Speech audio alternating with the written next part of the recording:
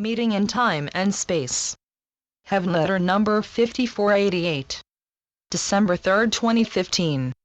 There are no coincidences, no accidents, yet there are so many meetings in time and space, so many paths that cross, so many improbable events that somehow are orchestrated. You can only be amazed at how so many impossible things come together. In fact, you are often sure that something like laws of the universe must exist that synchronize in such a way that couldn't happen unless they were planned. You say to yourselves, "Ye gods, what are the odds against the possibility of something this great occurring without the existence of a plan being foreordained and being pulled along to a perfect meeting place? Miracles must be ordained. How can it be otherwise? You want there to be freedom, yet there are certain occurrences you might not want to be at all. Something couldn't possibly happen, yet it does. Something beyond imagination happens. It isn't even imaginable, yet it happens, and you wonder deeply how it could ever happen by chance. By chance means randomly. How can randomness possibly be in everything and not just once in a while, you ponder. You do not believe that wonderful events can be random. You do believe that unhappy events couldn't be ordained.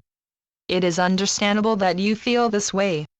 Yet you hear me say that everything is possible no matter how remote or unlikely. You hear me say that there is nothing that is impossible. In the abstract, you like that idea. There are hundreds or thousands of impossible occurrences that happen every day everywhere. Babies conceived and babies born. What is the likelihood of a baby being conceived by the seed of the father and the egg of the mother in the first place? 1,000,000 or more possibilities, and of all the possibilities, this one child is born. How can that be? Actually, you would scoff at the whole idea of conception, except as it has been proven since forever.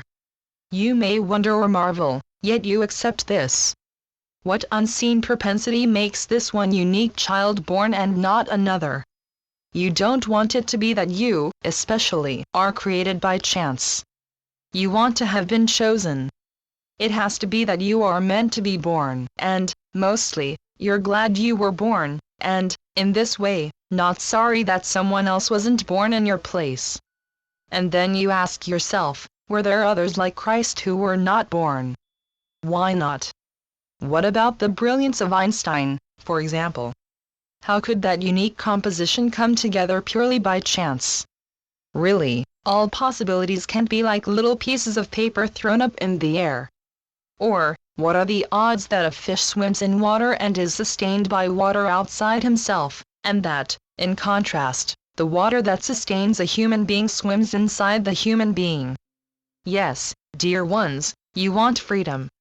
How you want freedom, at least you say so. At the same time, you want to have been chosen. You want to be noted on record. You want everything, including opposites. You want all opportunities, and yet you want to have been chosen. I wonder if you are trying to follow a logical path. In the realms of God, logic may not apply. Logic, as you know it, may not have anything to do with life. Logic may not be so wonderful as the world may think.